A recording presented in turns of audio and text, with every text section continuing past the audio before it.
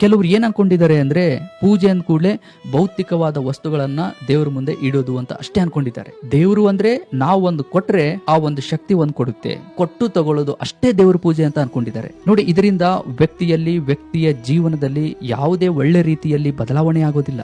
ದೇವರು ವಸ್ತುಗಳನ್ನ ನೋಡೋದಿಲ್ಲ, ವ್ಯಕ್ತಿಯ ಅಂತರಂಗವನ್ನ ನೋಡ್ತಾನೆ. ನಮ್ಮ ಕಣ್ಮುಂದೆ ಏನೆಲ್ಲ ಕಾಣ್ತಾ ಇದೆಯಲ್ವಾ, ನಾವು ನೋಡ್ತಾ ಇರೋದು ಒಂದು ಸ್ವಲ್ಪ ಭಾಗ ಅಷ್ಟೇ. ಬ್ರಹ್ಮಾಂಡ ತುಂಬಾ ಅಂದ್ರೆ ತುಂಬಾನೇ ದೊಡ್ಡದಿದೆ. ಇಡೀ ಬ್ರಹ್ಮಾಂಡವನ್ನೇ ಭಗವಂತ ಸೃಷ್ಟಿ ಮಾಡಿದ್ದಾನೆ. ಎಲ್ಲವೂ ಅವಂದೇ. ಆ ಭಗವಂತನಿಗೆ ನಾವು ಏನು ಕೊಡೋಕ್ ಸಾಧ್ಯ?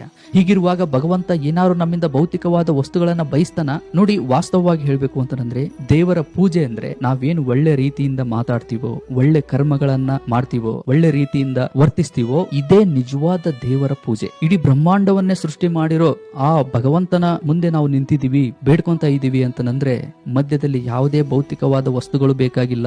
ಮುಖ್ಯವಾಗಿ ನಮ್ಮ ಅಂತರಂಗ ಶುದ್ಧಿ ಇರಬೇಕು. ಭಗವಂತ ಯಾವಾಗ್ಲೂ ನಮ್ಮ ಹೃದಯವನ್ನ ನೋಡ್ತಾನೆ, ವಸ್ತುಗಳನ್ನಲ್ಲ.